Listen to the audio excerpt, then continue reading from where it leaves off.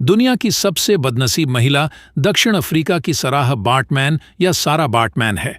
एक इतनी बदनसीब महिला कि उसके मरने के 192 साल बाद भी उसे कफन दफन नसीब नहीं हुआ था।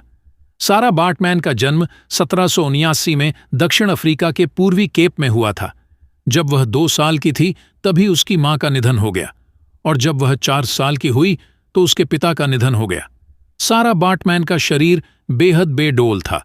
उसके नितंब बेहद बड़े बड़े थे, और जैसे जैसे वह बड़ी हुई उसके नितंब उसके शरीर के अपेक्षा काफी बड़े होते चले गए।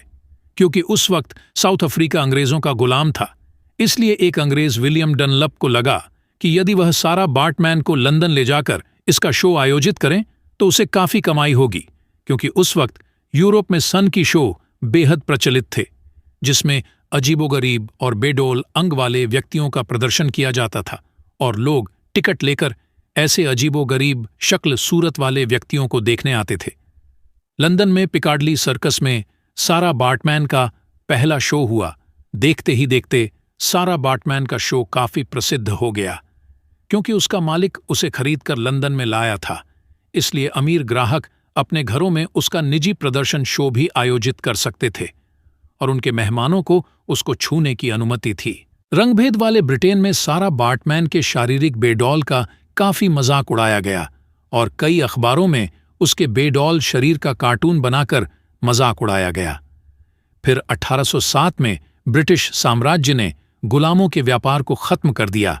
उसके बाद सारा बार्टमैन के मालिक ने उसे फ्रांस के एक सर्कस वाले को बेच दिया, और वह फ्रांसीसी सर्कस वाला भी उसका उसी तरह से प्रदर्शन शो आयोजित करता था।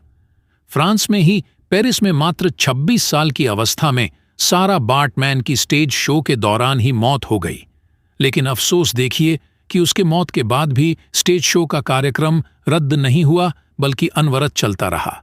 लेकिन तथाकथित पढ़े लिखे प्रगतिशील और प्रबुद्ध फ्रांसीसी लोगों ने मरने के बाद भी सारा बार्टमैन के शरीर के साथ जो किया वह अपने आप में मानवता का सबसे बड़ा मजाक था, जिसकी वजह से सारा बार्टमैन को दुनिया की सबसे बदनसीब महिला कहा जाने लगा। मरने के बाद उसके बड़े बड़े नितंबों को प्रिजर्व करके फॉर्मलिन में बंद करके एक म्यूजियम में रख दिया गया।